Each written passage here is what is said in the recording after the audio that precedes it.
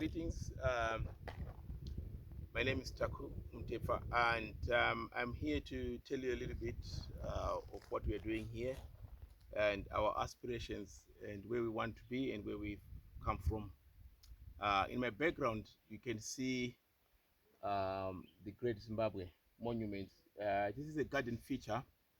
We've put it out in our gardens to let people remember about the history of Zimbabwe and why the country is named Zimbabwe.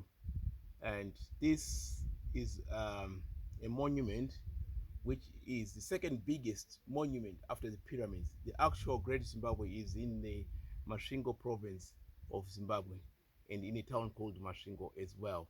So Masvingo means, by the way, great. It means uh, house of stone, and Zimbabwe means house of stone as well.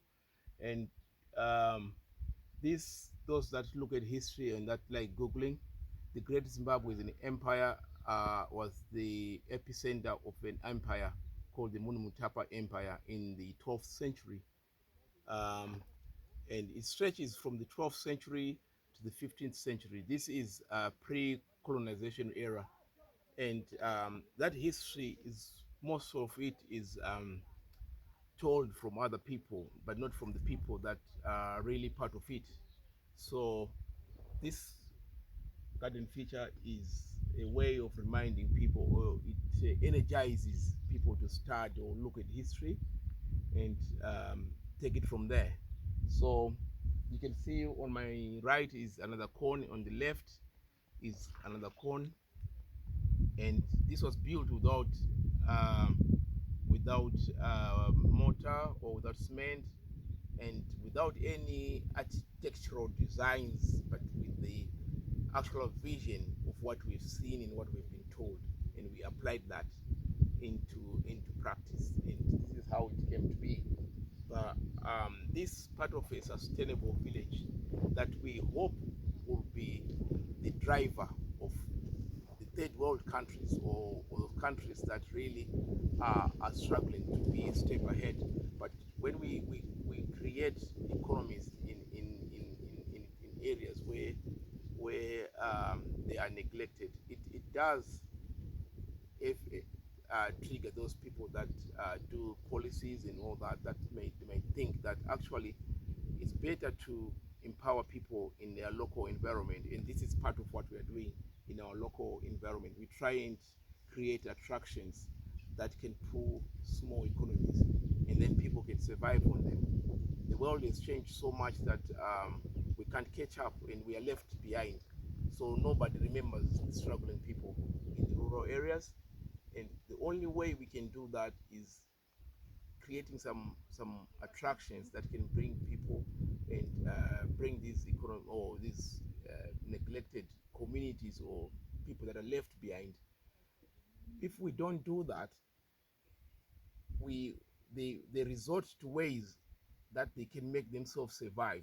One example is cutting down trees recklessly, and this is what will actually happening because we are not giving them a way of sustaining themselves. So we want to try and sustain communities and also stop them from what they call it hunting here, but in some quarters they call it poaching. So we there's no way you can leave your children starving when you know that there's food out there around you. So if you create an economy that gives them an alternative, it stops that from happening. So we got to break the cycle, but the only way we got to do, we've got to go back to what we are trying to do and attract people to come into small communities like this and help us sustain us. You know, it's a new way of what we call responsible traveling and responsible tourism or slow travel that we always talk about.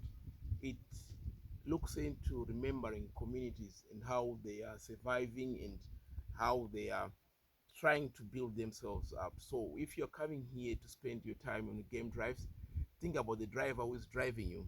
Think about the cameraman that's taking pictures of you. Think about the scout that is taking you around. Are they paid enough? Are they well looked after?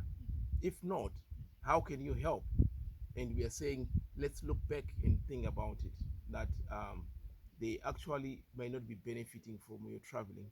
So the only way is changing to responsible traveling, to come to communities like here where we build our own attractions, and then we say, people, come and spend your time, what do you want, and we can meet those requirements. It takes time, but we eventually will get there. So from what I've said in summary is, let's also be responsible travelers. Let's have a slow travel policy, and uh, sustain and live within our means of what we have. And this is what we are trying to do. The days of spending um, things that we don't need, luxuries we don't need, are over. And we are living within our means. We are using our own local resources to make whatever we have here, and it's all our local material. And at that point, I leave you with the research for you to have a look at what the Great Zimbabwe is all about, and the Munumutapa Empire of the 12th and the 15th century. And by the way, my name is Taku, and we will see you again in the next episode.